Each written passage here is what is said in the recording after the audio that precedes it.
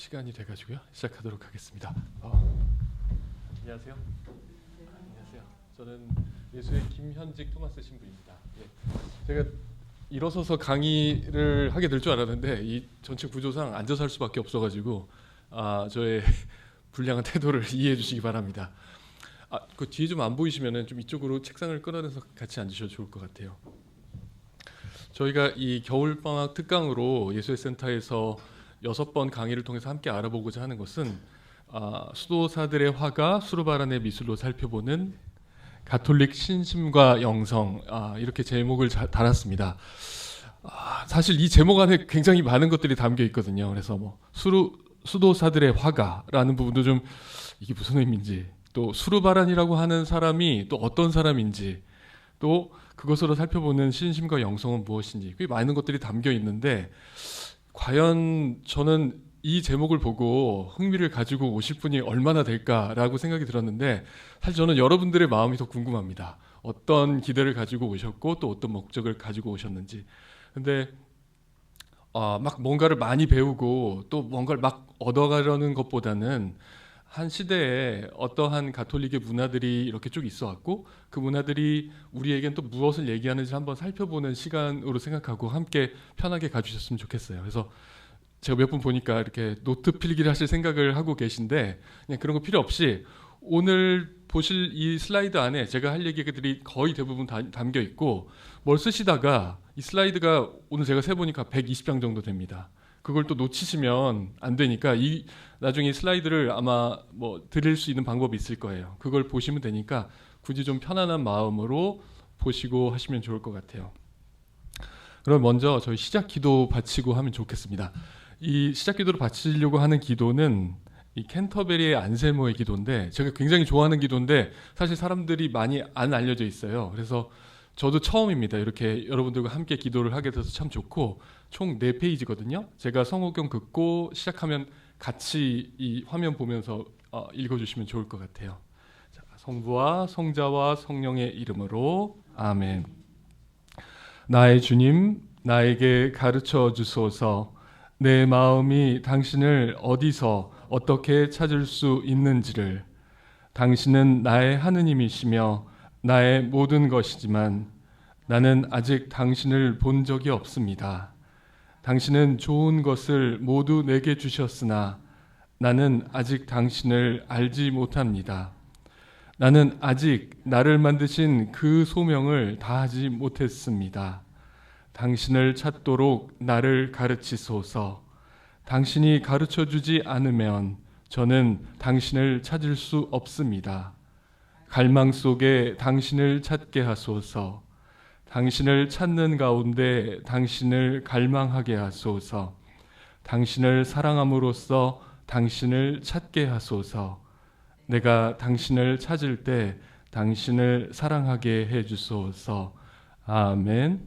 성부와 성자와 성령의 이름으로 아멘. 제목부터 해서 오늘 저희가 보려고 하는 것은 프란시스코 데 수르바란이란 화가가 이 가톨릭 개혁의 시기에 당신이 보여준 그 그림들로 우리가 그 신심과 시각 문화를 어떻게 파악할 수 있을까, 그것을 보고자 이 강의를 마련했습니다. 근데 사실 한 시대에 가톨릭의 문화를 바라보는 것은 뭐 역사적으로 뭐 또 교양적으로 의미가 있겠지만 그게 우리 삶과 동떨어져 있으면 사실 아무 의미가 없잖아요. 그래서 저는 그 수르바란이라는 화가가 살았던 그 시기와 그 시각 문화가 우리가 살고 있는 이 시기의 모습과 되게 비슷하다고 생각이 들었습니다. 그래서 우리의 신앙생활, 뭐 신앙생활뿐만 아니라 우리가 바라보는 시각 문화, 또 우리가 생산해내는 시각 문화와 어떤 점이 비슷하고, 또 그 비슷함 안에서 우리가 어떻게 새로운 것들을 생각하고 반성할 수 있을지를 좀 생각해 보고자 이 강의를 준비했어요. 그래서 수르바란이라고 하는 좀 생소한 사람의 이야기를 계속하게 될 텐데, 마치 우리가 스페인으로 여행을 가서 거기서 한 몇백 년 전에 세비야란 도시에 여행을 갔다는 생각을 가지고 거기에 문화를 한번 흠뻑 젖어 보시고, 또 거기서 우리의 삶과 또 어떤 점이 비슷한지 또 어떤 점이 다른지를 고민해 보면 참 좋을 것 같습니다. 그러면 총 6번 강의 동안 우리가 무엇에 대해서 좀 이야기할 수 있을지 한번 이렇게 쭉 둘러보는 개요의 시간 갖도록 하겠습니다. 오늘은 제가 제목을 자기 연출의 시대라고 달았어요. 그 자기 연출의 시대, 자기 연출이란 말을 17세기 초 스페인으로 누구도 지칭해서 달진 않았습니다. 저는 그렇게 생각해서 그렇게 달았는데 그 이름을 단 이유를 수르바란이라는 화가의 작품을 통해서 살펴보려고 합니다. 그래서 1600년대 초, 그러니까 17세기 초 스페인의 세비야라는 도시에서 어떤 일이 있었는지, 어떤 배경이 있었는지, 그리고 가톨릭 개혁이라고 하는 그 흐름 안에서 어떠한 이미지들이 생산됐고 또 가톨릭 교회는 어떠한 생각들을 사람들에게 전달하려고 했는지, 그리고 수르바란이라는 화가가 성인들의 그림을 꽤 많이 그렸어요. 그래서 제목을 제가 수도사들의 화가라고 했잖아요. 그렇게 불릴 만큼 많은 성인들을 그림으로 남겼는데 과연 그 그림이 우리에게 무슨 의미가 있는지 한번 살펴보고자 합니다. 그리고 우리의 삶에 생각해 볼 것은 또 무엇일까 이렇게 보려고 합니다. 그리고 다음 주는 이번 주와 굉장히 연관돼 있어요. 그래서 이번 주에서는 사회적, 좀 경제적, 문화적인 내용을 보려고 한다면 조금 더 영성적인 내용으로서 이 그림들이 왜 이렇게 표현되었는지 조금 더 집중해서 보려고 해요. 그러니까 이 시기에 어떤 기도를 통해서 어떤 거룩함을 바라보고 그것과 대화를 하고자 하는 굉장히 큰 열망이 있었다고 학자들이 얘기하는데 그것이 그림으로 나타나기도 하고 그림이 그것에 영향을 주기도 합니다. 그래서 아마 여러분들 들어보실 수 있는 많은 성인들, 아빌라의 데레사라든가, 저희 예수의 창립자이신 로욜라의 이냐시오 성인, 그리고 많은 성인들도 저는 그 흐름 안에 있다고 생각하는데 여러분들이 그림과 그 영성의 관계를 아마 다음 주에 조금 더 긴밀하게 보실 수 있을 것 같습니다. 거기선 아마 기도서의 내용, 또 다양한 종교 체험의 증언들, 이런 부분들이 함께 나올 것 같습니다. 그리고 1월 18일 가만히 있어서 지나치는 것. 우리가 가만히 있어서 지나치는 것 뭐냐면 집에 있는 다양한 정물들이죠. 정물이라고 해서 다양한 기물들이죠. 도자기 아니면 물병. 수르바란이 그린 그림의 한 장르 중에 하나는 스페인의 정물화들이 있습니다. 그래서 그 정물화가 어떤 의미가 있는지 좀 살펴볼 텐데 사실 그것에 좀 원류가 되는 네덜란드의 정물화들이 있는데 그것과 좀 어떻게 다른지 살펴보려고 해요. 사실 정물화 하면 네덜란드가 굉장히 유명하거든요. 그래서 네덜란드의 정물화들 우리가 얘기하면 쉽게 얘기하면 메멘토 모리, 죽음을 기억하라, 혹은 아르스 모리엔드 같은 그런 사상들이 있어요. 우리 곧 변해버릴지 모르는 어떤 찰나를 잡는 것들. 근데 스페인의 정물화들은 좀 그것과 좀 다른 느낌이고 좀 더 차분한 느낌들이 있습니다. 그거 함께 보고 어떤 의미 있는지 한번 보려고 합니다. 그리고 네 번째 시간에는 가족 사진처럼 이렇게 얘기 듣는데 수르바란의 또 다른 그림 중에 하나는 우리가 성경에 기록되어 있지 않은 예수님의 어린 시절의 이야기들 있잖아요. 그리고 성모님의 어린 시절 이야기들, 그런 부분들을 아주 일상성 있는 작품 시선으로 바라본 작품들이 있습니다.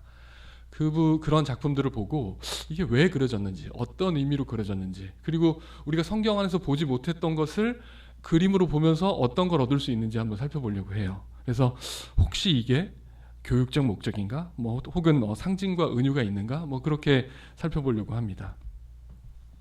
다섯 번째 시간에는 제목을 흔적이 주는 위로라 그랬는데 사실 이 부분에서는 수르바란이 어떤 장르적 특정을 가지고 그린 그림들이 아니라 어떠한 순교하신 수도자들 혹은 예수님의 십자가형 이런 순환에 관련된 그림들을 어떻게 그렸는지를 보고 그 죽음을 통해서 죽음뿐만이 아니라 그 죽음을 기억하는 방식도 한번 살펴보겠습니다.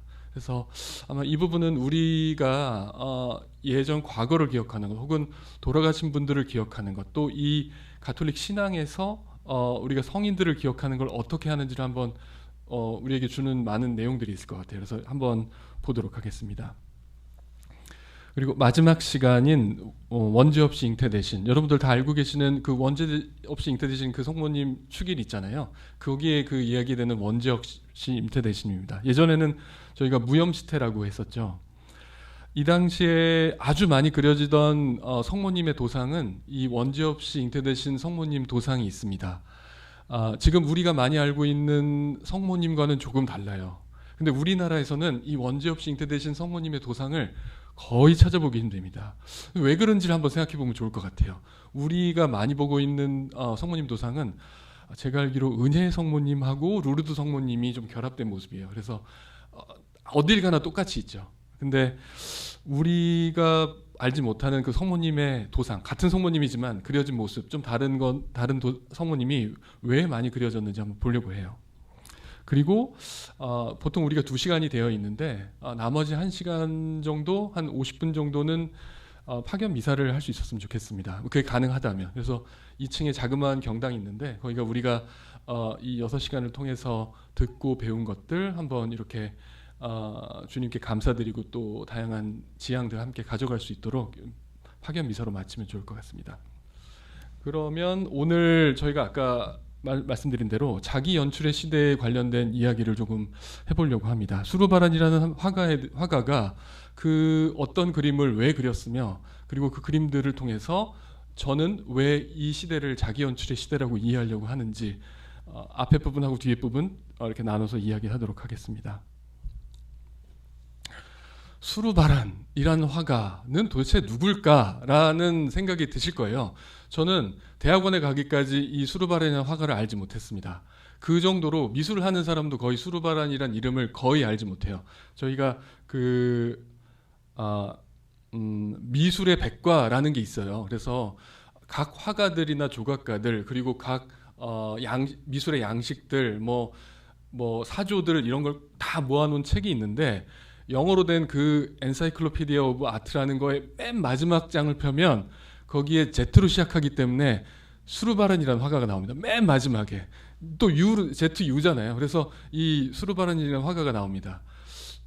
저는 대학원 때 이 화가를 알고 이 사람을 너무 전공하고 싶었는데, 오늘 아마 제가 그 전공하고 싶어 했던 그 열망이 여러분들에게 좀 전달됐으면 좋겠습니다. 그런데 저는 사실 이 수르바란이라는 화가의 일생이나 이 사람이 가진 특징에 대해서는 그렇게 얘기하지 않으려고 해요. 제목이 수도사들의 화가 수르바란이라 그래서 이 수르바란이 마치 짐짓 엄청나게 성인과 같은 거룩한 삶을 살았던 화가는 아닐까라고 생각해 볼 수 있겠지만 전혀 그렇지 않습니다. 이 사람이 그린 그림들은 꽤 거룩한 방식으로 수용이 될 수 있을지 모르겠지만, 이 수르바란이라는 화가는 사실 그냥 주문을 받아서 그림을 그리는 아주 기술이 좋은 그냥 화가였어요. 그래서 이 사람이 그린 그림들을 좀 살펴보고 이 사람의 일생에 대해서는 조금 다음 시간에 얘기를 좀 할 수 있을지 모르겠습니다. 근데 재밌는 건 이 수르바란이라는 화가는 1600년대 1620년대부터 1640년도까지 아주 왕성히 세비야의 중심으로 활동했던 화가예요. 그렇기 때문에 이 사람의 작품들로 그 시대의 그 장소의 특징들을 아주 확연하게 볼 수 있기 때문에 좀 재미있는 화가입니다. 그리고 이 사람이 그린 거의 대부분의 그림은 종교화였어요. 특히 수도자를 그린 종교화. 그렇기 때문에 이 사람이 왜 이 그림을 그렸고 어떤 사람에게 어떤 주문을 받았는지를 통해서 우리는 꽤 생각보다 많은 이야기를 할 수 있습니다. 아마 많은 분들이 스페인을 가보셨을 것이라고 생각하고, 이 스페인 지도는 지금의 스페인 지도인데, 세비야라고 하는 도시는 이 밑에 여기 보시면 안달루시아라고 하는 그 지방의 거의 그 주도입니다. 세비야. 여기 빨간 점 보이시죠? 수르바란이라고 하는 화가는 여기 위에 보시면 바다호스라고 하는 그 소주에 후엔테 데 칸토스라고 하는 곳에서 태어나서 어떤 미술의 교육을 받았는지 잘 몰라요. 근데 어느 순간 이 세비야에 와서 활동을 했는데 그림을 꽤 잘 그렸다라고 하더라고요. 그래서 이 세비야에서 엄청 빠른 속도로 꽤 유명한 화가의 지위를 갖고 활동을 하게 됩니다. 세비야라는 도시가 조금 이따가 얘기를 하겠지만 의미 있는 이유가 뭐냐면 1492년에 콜럼버스가 신대륙을 발견하고 나서 스페인의 무역선들이 다 신대륙으로 달려갈 거 아니에요. 스페인의 배들이 신대륙으로 달려가기 위해서는 세비야에 갔어야만 했었습니다. 다른 데서 출발하지 못했어요.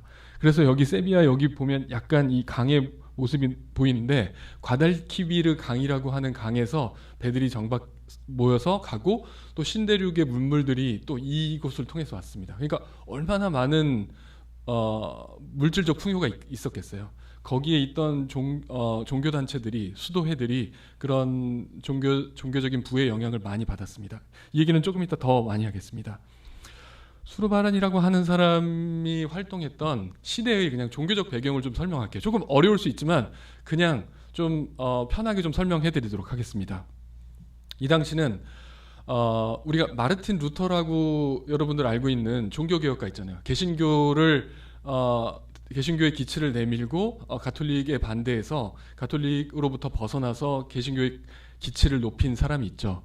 그리고 그 사람을 종교개혁의 어떤 중심 인물로 본다면 예수회를 창설하시고 영신수련을 쓴 로욜라의 이냐시오 성인은 가톨릭 개혁의 중심에 있는 사람이다. 이렇게 보시면 딱 편할 것 같아요. 그러니까 가톨릭 교회라고 하는 교회를 바깥에서부터 개혁하려고 했던 것이 종교개혁이고 가톨릭 안에서 우리가 좀 개혁을 해보자. 정화적인 모습을 좀 보여보자 라고 했던 것이 가톨릭 개혁입니다. 그래서 첫 번째 보이는 트렌트 공의회는 가톨릭 개혁을 좀 해보자. 가톨릭 안에서 우리를 좀 정화해보자 하고자 하는 활동입니다. 그리고 밑에 있는 루터의 95개조 반박문과 30년 전쟁은 종교 개혁과 가톨릭 개혁 사이에 이제 어떤 갈등이 있었죠.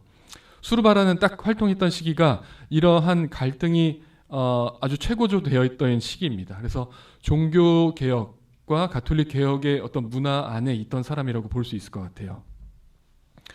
문화적 배경은 스페인의 황금 시대 안에 있었던 사람이라고 볼 수 있습니다. 펠리페 3세라는 사람이 재위를 할 때 그 신대륙의 페루를 정복하고 이 페루에서 나오는 은이 아주 정기적으로 이 세비야를 통해서 스페인으로 올라오게 됩니다. 그러니까 이 스페인이라고 하는 나라는 가톨릭을 대변하는 엄청난 왕국으로서의 큰 역할을 하고 이 펠리페 3세와 그 다음에 나오는 펠리페 4세는 엄청난 미술 또 예술에 대한 후원자였습니다. 그래서 밑에 보시면 디에고 벨라스케스라고 하는 여러분 아실 수 있겠지만 우리가 프라도 미술관에 가면 가장 유명한 작품이 시녀들. 제가 저작권의 문제가 될까봐 그림은 가져오지 않았는데 아마 세상에서 가장 유명한 그림이라고 하는 그 시녀들을 그린 사람이 디에고 벨라스케스고 동시대에 또 가장 유명한 소설인 돈키호테를 쓴 이 미겔 세르반테스가 이 시대에 활동했던 사람입니다. 그래서 또 시로서는 로르카나 로페 데 베가 같은 사람들이 있거든요. 그래서 이 어떤 아주 부가 축적된 왕국 안에서 아주 많은 그 문화적인 양분을 통해서 많은 열매들이 나온 이 시기였었습니다. 그 수르바란이 활동했던 것도 이 시기고 여기 우리가 보는 그 디에고 벨라스케스는 수르바란과 함께 세비야에서 활동을 하다가 이 벨라스케스는 궁정으로 가서 궁정의 화가가 됩니다. 그리고 수르바란이라는 사람은 그 정도 레벨은 아니었나 봐요. 궁정에 가서 몇 개의 연작을 그리긴 했는데 조금 그 질적으로 잘 안 됐는지 다시 주문을 받지 못하고 다시 세비야로 돌아가서 다시 이 종교화의 주문만 받기 시작합니다.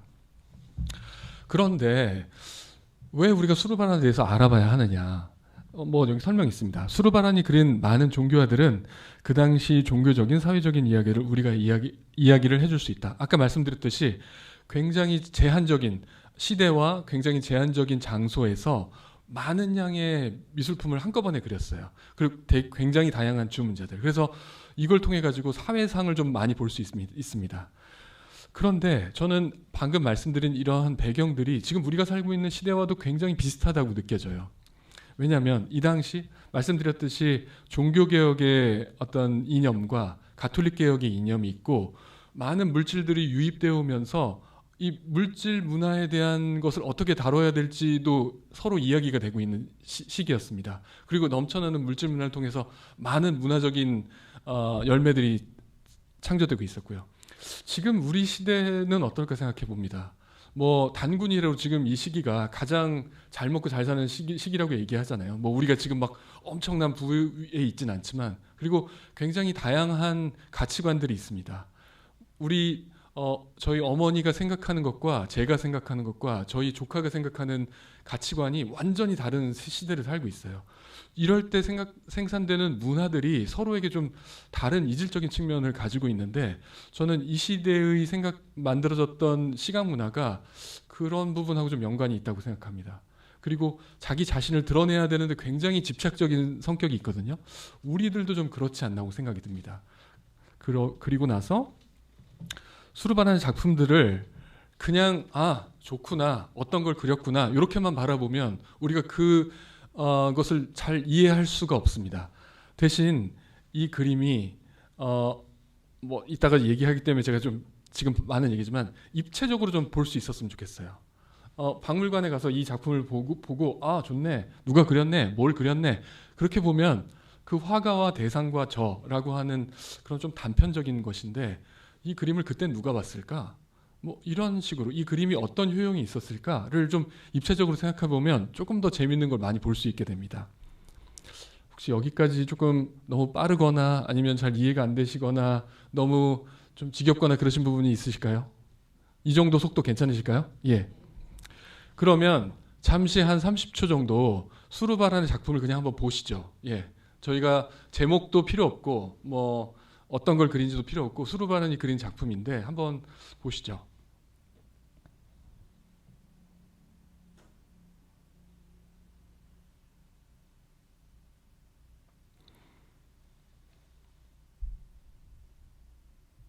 한번 볼까요? 종교화는 맞는 것 같아요. 그죠? 위에 예수님하고 성모님이 있는 것 같으니까. 이 밑에 부분을 보면 한 수도자가 있는 것 같습니다. 수도자가 이렇게 있고, 이 수도자에 대해서 조금 알려줄 수 있을 것 같은 열쇠하고 묵주가 이렇게 있어요. 좀 잘 보이시면 좋겠습니다. 그리고 그 수도자를 어깨동무하면서 좀 이렇게 천상으로 좀 안내하는 이러한 천사가 함께 있고, 이 둘이 함께 있는 곳은 뭔가 굉장히 꿈에서나 나올 것 같은, 어떤 환상 속에 나올 것 같은 굉장히 뭐라고 해야죠, 고전적인 건축물의 양식이 이렇게 있죠. 그리고 굉장히 어둡습니다.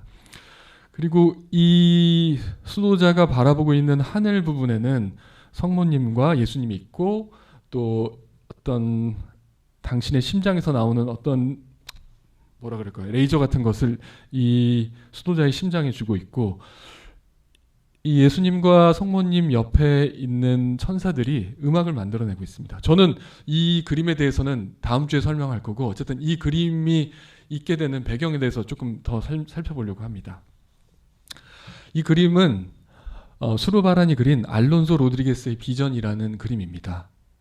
1630년에 그렸고 캔버스에 있고 그렸고, 이 그림이 지금 거의 2m 66이니까 꽤 큰 그림이에요. 그리고 스페인에 있는 마드리드에 있는 레알 아카데미아 데 산 페르난도 박물관에 있습니다. 원래 있던 자리는 아니에요. 원래는 세비야에서 그려진 그림입니다. 화가는 수르바란이고 그 그려진 대상은 알론소 로드리게스라고 하는 그 당시에 돌아가셨던 한 수사님입니다. 우리가 화가와 이 대상을 알면 우리가 여기 그림에 대해서 무엇을 얘기할 수 있을지 한번 생각해 보면 좋겠어요. 보통 우리가 화가와 그 대상을 알면 이야기할 것들이 미술에선 굉장히 많습니다. 사실은. 뭐 예를 한번 드려볼게요. 제가 저작권 때문에 조심해서 안 가져왔는데, 예를 들어서 빈센트 반 고호의 별이 빛나는 밤에를 한번 머릿속에 떠올려 보세요. 빈센트 반 고호가 뭐 그 아르르 지역에 있던 어떤 밤에 있는 그 어떤 별이 빛나는 밤을 봤어요. 그리고 그것을 그림을 그렸어요. 그럼 화가와 그 대상 사이에 끼어들어갈 만한 것들이 뭐가 있을까요? 사실? 예. 사실 뭐 별로 없습니다. 화가와 대상 사이에 끼어들 만한 게 없어요. 왜냐하면 화가는 그 대상을 자기가 선정하고 그것을 그릴 표현 방법을 본인이 선택했어요. 그리고 그것을 그렸고 그것을 사갈지 안 사갈지는 그 화랑에 온 사람의 판단입니다. 그러니까 이 그림 자체만 보고는 화가와 대상 사이에 어떠한 것도 껴들 것이 없어요. 뭐 또 하나 보죠. 폴 세잔이라는 프랑스 화가의 생 빅투아르 산이라고 하는 꽤 많은 연작들이 있습니다. 그 사람은 어떠한 미술 사조를 위해서 굉장히 많은 그 산을 그렸는데 그 산과 세잔이라는 화가 사이에 끼어들 만한 뭐가 있을지 생각을 해보면 없어요. 화가는 그 대상을 마치 정신적으로 연마를 하듯이 그 대상을 그렸고 그것을 야 이거 그려라 저거 그려라 이렇게 그려라 한 사람이 없고 그 화가가 그렇게 탐구를 해나간 거예요. 그거는 우리가 얘기하는 근대 화가의 탄생 이후로 우리가 뭐 영어를 죄송하면 파인 아트라고 하는 어떤 그 순수 회화의 단계에서는 화가와 대상을 사이에 얘기할 게 사실 그거밖에. 그래서 얘기를 많이 하는 게 뭐냐면 반 고흐라는 사람의 정신과 그 사람의 가족들과 그래서 그 사람의 화가에 대해서 얘기를 많이 합니다. 그런데 이런 작품 같은 경우 수르바란이라는 화가와 알론소 로드리게스의 비전이라고 하는 이 대상은 중간에 이야기할 게 생각보다 많고 화가와 이 대상 사이의 접점이 너무 없습니다. 그래서 우리는 뭘 얘기해야 되냐면 수르바란은 왜 로드리게스를 그렸을까 이런 질문을 해볼 수밖에 없고 해야 되는 겁니다. 그래서 할 수밖에 없는 것은 수르바란은 왜 이 그림을 그렸느냐라고 했을 때 주문자가 그려달라 그래서 그린 거예요. 수르바란이 그냥 심심하니까 자기가 너무 이 수도자를 동경해서 그린 그림이 아니고 주문자가 그려달라 그래서 그려준 겁니다. 그 주문자에게 대상과 표현 방법을 주문받아서 그림을 그렸는데 그걸 살펴보면 주문자인 세비야의 예수에는 화가인 수르바란에게 예수의 수도자로 살다가 죽었던 알론소 로드리게스를 그려달라고 주문을 합니다. 그리고 심지어 어떻게 그려달라고까지 얘기를 해요. 그래서 그린 그림입니다. 그런데 그러면 우리 그럼 이렇게 생각할 수 있어요. 아 그래 그러면 이 그림을 파악하는 데는 화가하고 대상하고 주문자 이렇게만 있으면 되겠다라고 생각할 수 있을 것 같아요. 그런데 우린 또 이렇게 질문해 볼 수 있죠. 그러면 예수회는 왜 하필이면 수도자인 알론소 로드리게스를 그려달라 그랬을까? 그럼 여기에는 또 다른 건 없을까? 라고 생각해 볼 수 있는데 거기에 또 관람자가 있습니다. 이 그림을 보기로 되어 있던 사람들이 정해져 있는 경우가 있잖아요. 그렇죠?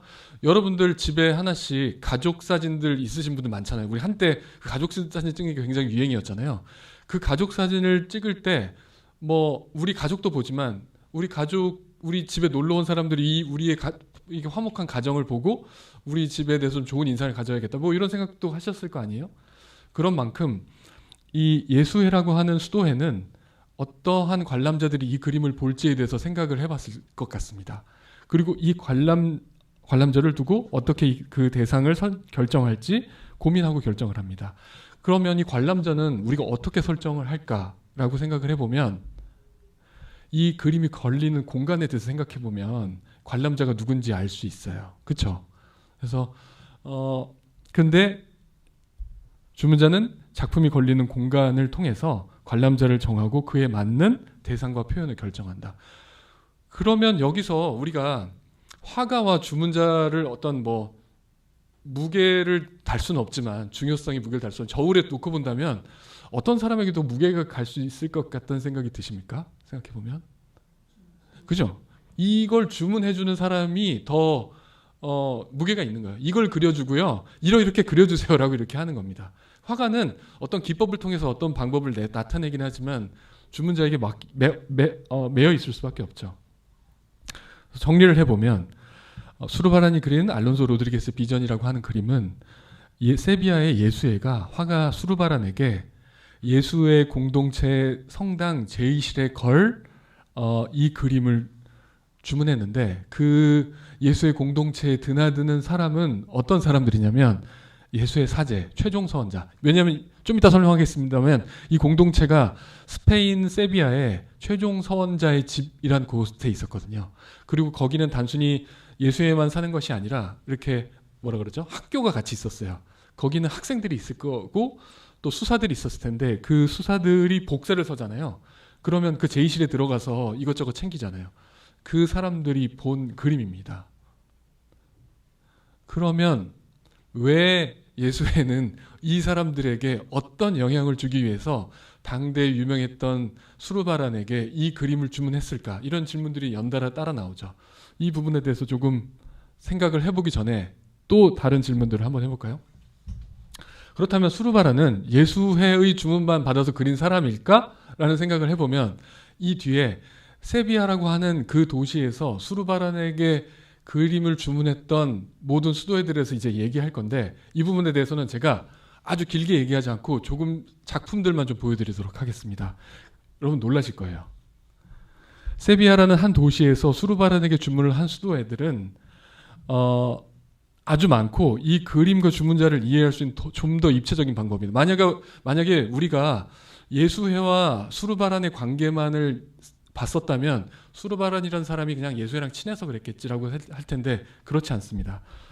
가장 먼저 세비야에 와서 대량 주문을 받은 것이 도미니코의 산파블로 엘 레알 수도원이에요. 엄청나게 큰 도미니코의 수도회고 도미니코 수도회는 이때까지 수르바란이 얼마나 그림을 잘 그리는 사람인지 잘 몰랐기 때문에 제의실 안에 오라토리오룸이라고 하는 아주 작은 룸에 있는 그림 4점을 부탁합니다. 그래서 이 그림을 일부러 확대해서 보이진 않겠어요. 여기 보시면 서방교회 4명의 박사의 그림을 그리는데 암브로시오, 성 그레고리오, 그리고 예로니모, 그리고 거기에 있던 십자가상 이렇게 그립니다. 지금 이렇게 작게 봐서 그렇지 이 그림이 다 뭐 2m 정도 되는 그림들이에요. 이런 그림들을 봤기 때문에 수르바란을 수도자들의 화가라고 부를만 하죠. 그리고 나서 1년도 안 돼서 프란시스코의 산 보나벤투라 학교라고 있습니다.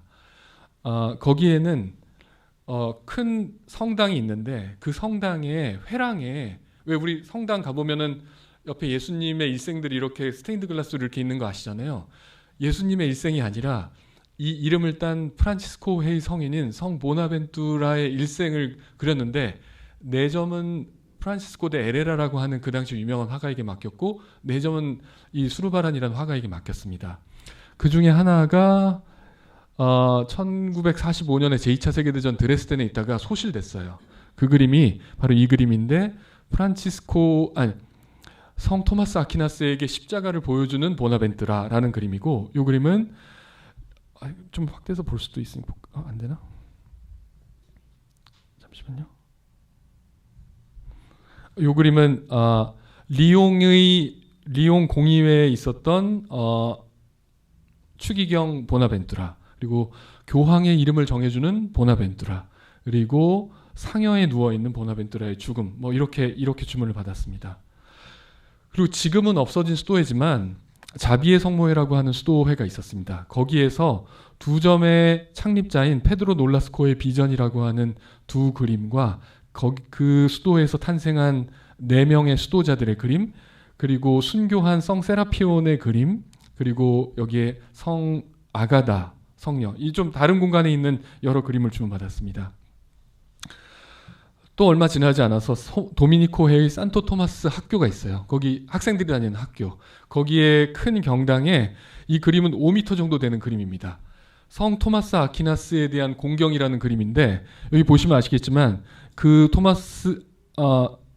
도미니코의 수사들과 그 당시의 귀족들 이 천상으로 올라가면 4대 서방교회 학자들이 나옵니다. 아마 아구스티노, 그레고리오, 암브로시오 그리고 예로니모 그 위에 도미니코 성인이 지금 옆에 바오로 성인하고 같이 앉아 있어요. 그리고 여기 예수님하고 성모님 가장 주인공이 되는 사람은 토마스 아퀴나스로 나와 있습니다.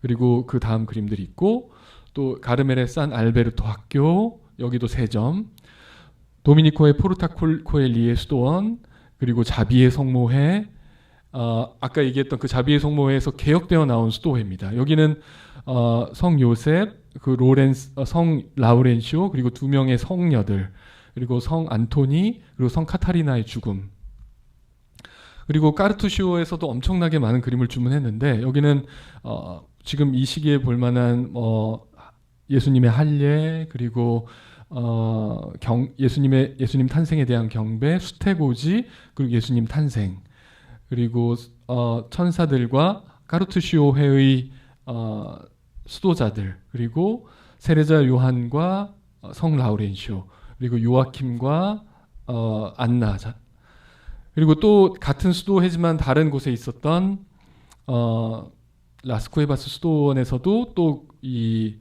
카르투시오 수도회, 그리고 세비야 교구의 산 에스테반 교회에서도 성 바오로와 베드로, 이렇게 수도자, 이렇게 많은 성인들을 그림을 했습니다. 너무나 많죠. 엄청나게 주문을 받은 거예요. 유명한 사람이라고. 세비야 외에 다른 도시에 있는 주문 합하면 훨씬 더 많습니다. 수도회들은 왜 앞다투어 수많은 그림들을 주문했을까? 여기에는 신학적 배경, 아까 얘기했던 트렌트 공의의 신학적 배경이 있는데, 성인 공경에 대한 허용이 되었고 이미지 사용에 대한 허용을 해줬습니다. 이에 반대되는 종교개혁의 개신교 쪽에서는 이미지도 안 돼, 성인 공경도 안 된다고 했습니다. 근데 트렌트 공의회는 성인 공경을 할 수 있고 아주 적합하게 어떤 정해진 틀 안에서만 한다면 이미지도 사용할 수 있고 성인도 공경할 수 있어. 이 두 가지가 만난 게 성인들이 그려진 그림으로 나타난 겁니다.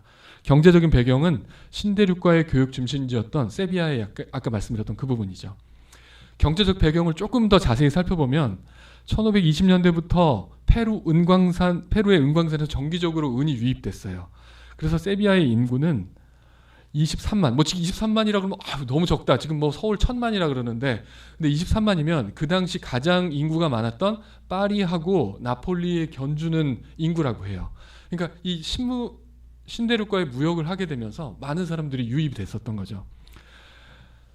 이러한 내용이 있습니다. 세르반테스가 모범 소설에 썼던 내용인데, 그 당시 세비야의 어떤 부를 예측할 수 있는 이야기입니다. 1595년 3월 22일 신대륙으로부터 은을 실은 배가 과달키비르 강에 정박하였으며 무역국으로 금과 은, 진주 등을 총 322 화물마차 분량을 내려놓았다.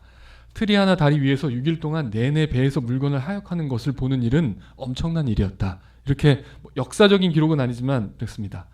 그 당시에 그려진 그림이에요. 이게 세비야의 과달키비르 강이고 아마 이것이 트리아나 그 다리여서 여기서 쳐다봤다는 얘기하는데, 여기 이 배들 보이시죠?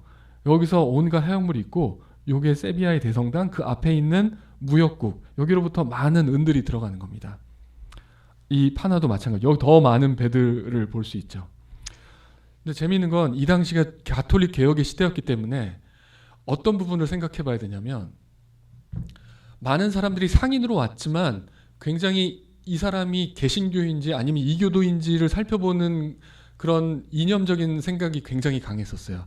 그런데 그런 일을 하러 온 사람이 자기의 종교적인 성격까지 막 드러내면서 일을 하진 않잖아요. 근데 어떤 사람들이 섞여 있었냐면, 유대인이었다가 가톨릭 신자들하고 결혼해서 그냥 뭐 하는 사람도 있었고, 그 세비야가 안달루시아면 그 아프리카 바로 밑에 위에 있잖아요. 근데 그 아프리카 지역에 살던 아랍인들이 자기들 개종을 하고 스페인에 살고 있던 사람들이 많습니다. 그런데 그 종교 재판을 하려고 하는 사람들의 눈에 이런 사람들은 뭐 게슈타포가 보낸 사람들의 눈처럼 이 사람 종교 재판 받아야 하는 거 아니야, 이런 눈빛으로 보고 있는 거겠죠.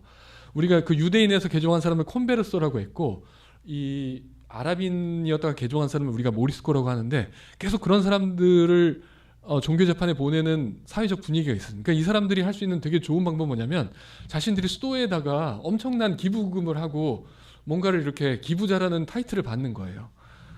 그러면서 그런 기부자라는 타이틀을 받으면서 그런 의심을 좀 피할 수 있었습니다. 그러니까 수도에 그렇게 많은 이제 돈이 들어가게 된 거죠. 그래서 카스티아 지역의 성직자 수입은 그 당시에 일반 시민의 9배에 달한다. 뭐 이런 내용들이 있습니다. 세비야는 뭐 더할 나위 없었겠죠. 그래서 수르바른이 아까 앞에 있던 그 수도회들하고 맺었던 그 계약이 총 380 두카트에서 1500 두카트의 계약을 맺었다는 그런 계약서가 나와 있어요. 근데 그게 두카트라고 하는 것은 그 당시에 스페인에서 썼던 레알이 아니라 베니스에서 썼던 실제 그 금화였습니다. 금으로 만들어진 그 금화. 근데 뭐 지금 찾아보니까 그 금화 1두카트의 가치는 150달러. 그러니까 뭐 우리나라 돈으로 16만 원 정도 되나요? 뭐 그 정도 가치가 있었다고 그래서 지금 시점에 그 금화로 환산을 해보면 뭐 380두카트가 약 7,400만 원에서 2억 9천만 원까지 된다. 뭐 이렇게 얘기를 합니다.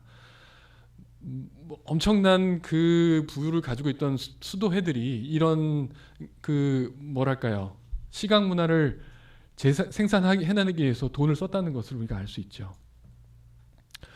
이런 일이 단순히 수르바란이라고 하는 화가 하나에게만 일어난 일이냐? 그렇지 않습니다. 수르바란을 포함해서 그 화가 길드가 있었거든요.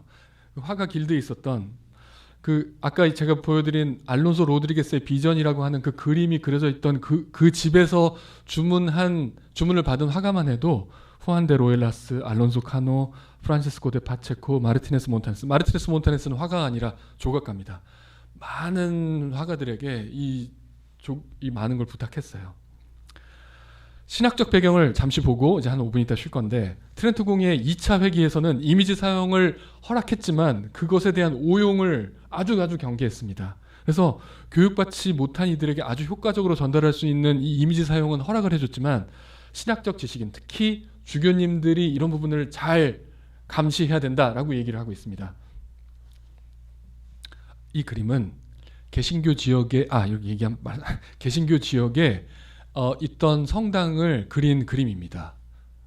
어떤 느낌이 드시는지 딱 느낌이 오시겠지만 어떤 재단화도 어떤 이미지도 어떠한 조각품도 없어요. 그러니까 제가 개신교 쪽의 이미지 사용까지 잘 알진 못하는데 루터는 이미지 사용에 조금 유연했다고 하지만 깔벤과 쯔빙글리 같은 경우에는 이미지 사용을 굉장히 억압했다고 들었습니다. 그래서 원래 있던 성당에 있는 모든 이미지들을 다 내려버렸습니다. 아주 휑한 성당이 됐죠. 그런데 아까 저희가 본 그 그림이 제2실에 걸려있던 최종 서원자의 집 성당 같은 구도에서 보면 엄청난 차이가 있죠. 저건 후안 데 로엘라스가 그린 제단하고 각각 나무 조각으로 있는 채플의 제단들, 그리고 나무 조각상들 이렇게 있습니다.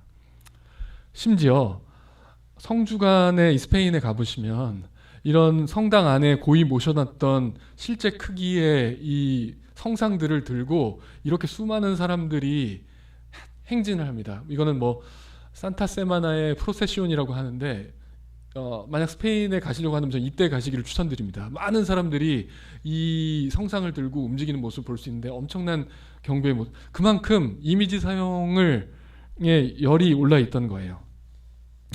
트렌트 공의의 25차 회기 제2항을 한번 보겠습니다. 성인들의 유해와 적합한 이미지 사용을 함으로써 그들이 기도와 도움에 의지하는 것은 선하고 유익합니다. 라고 얘기를 합니다. 성인 공경에 대해서 어떤 근거를 마련해 주는 것이죠. 성인들의 이미지는 성전에 모시고 보존되어야 하며 그에 합당한 공경이 주어져야 합니다.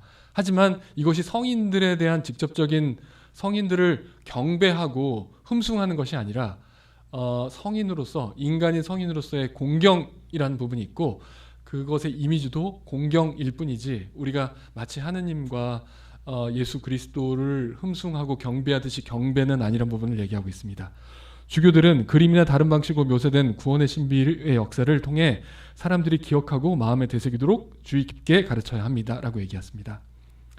만약 이 거룩하고 유익한 준수의 안에서 어떤 남용이로도 끼어 있다면 거룩한 공의에는 그것들을 완전히 폐지하기를 바랍니다. 예.